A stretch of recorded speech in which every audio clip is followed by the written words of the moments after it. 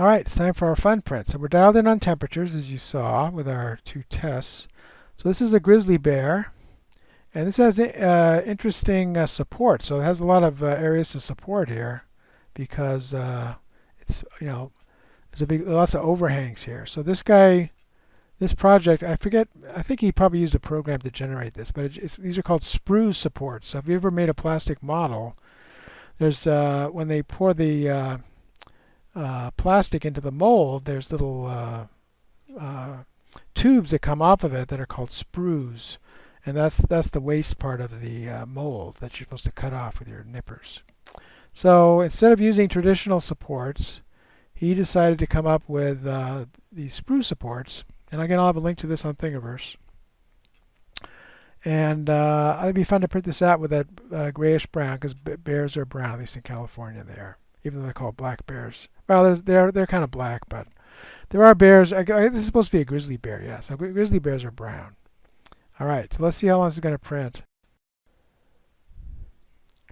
This is a complicated model, so it takes a second. So this is 3 hours and 50 minutes. So that's really too long for us, and uses uses 41 grams of material. That's about 5% of our whole reel. So we don't want to do that. Yeah. Is that right? Yeah, I think so.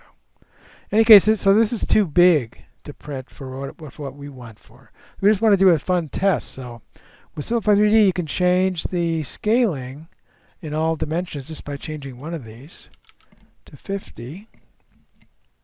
That'll make it half size in all directions. So even the supports got downsized.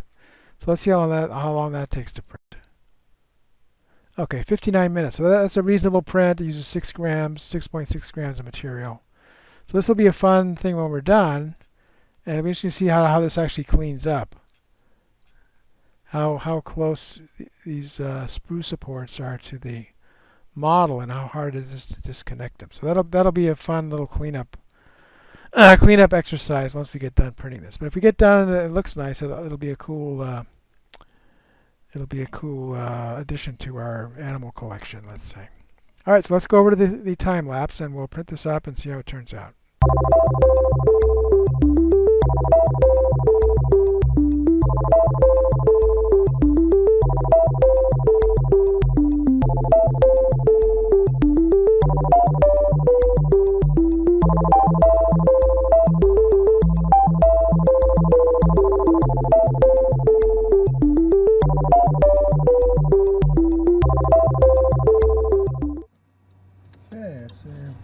Our bear came out. It looks pretty good. A little smaller than I expected, but again, we didn't want to have this test take too long.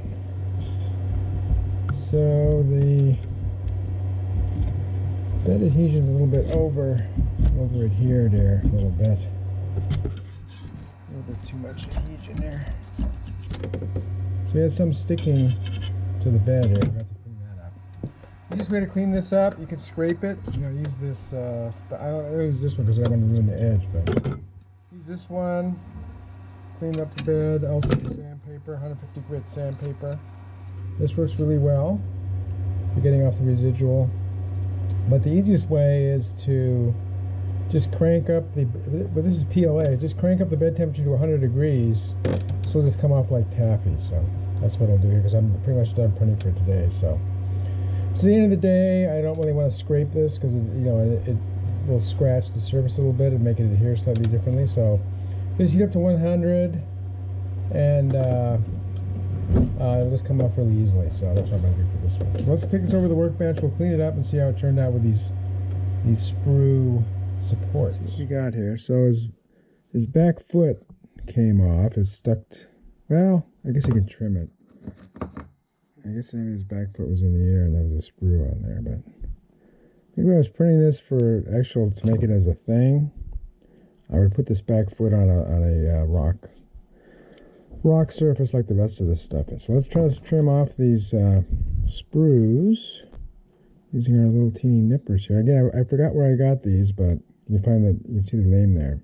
It's really handy. They're spring loaded, so really easy for manipulating. So I use these for all sorts of trimming on 3D projects.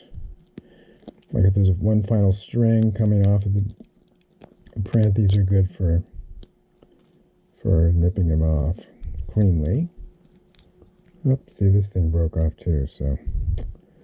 Alright, well, I don't know how much time I want to spend on this. Actually, the Sprue Supports are interesting. They might work better at full size. This came off. But they're kind of difficult to get off, so. Just a test. Not too happy with it. As you can see, it wasn't a great print. But I've already printed the product with this now. Or I will be printing the actual product with this. I'm happy with this filament in general, so I'll show you what I printed for a product on my Etsy store. One other thing, I think, as I mentioned when I was doing the bed adhesion, is that I think the extruder is starting to get clogged up. So some of the problems with this print, I think, are because of the extruders clogging. So that's something to watch out for. That's something I learned a lot of hard lessons on that.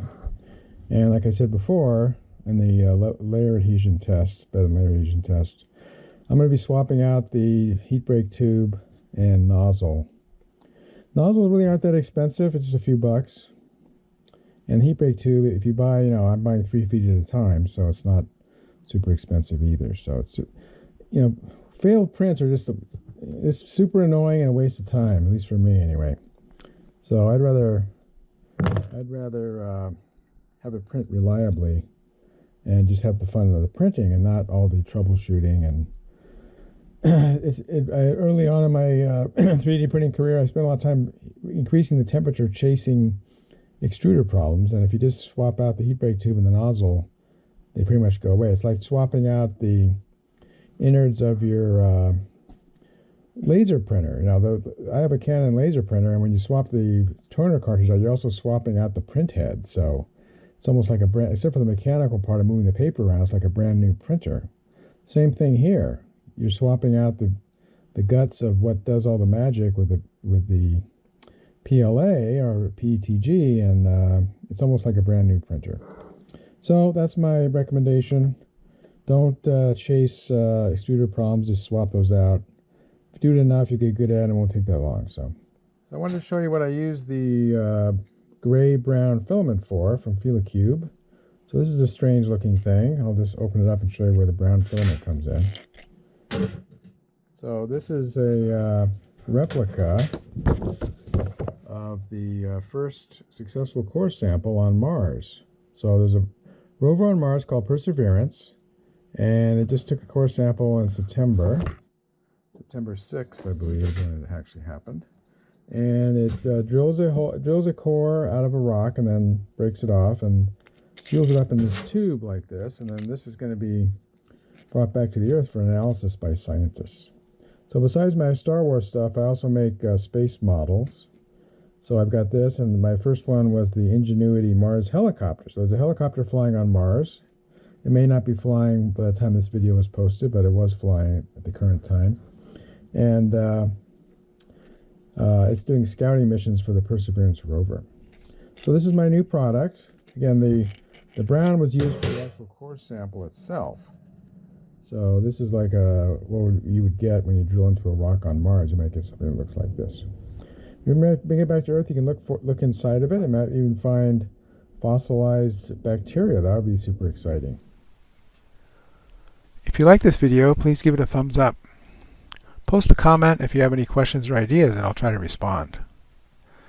That's all for now, but more videos are coming, and if you want to see them, please subscribe to my channel and turn on the notification icon if you don't want to miss one. This is Beta Cygni signing out, and keep looking up.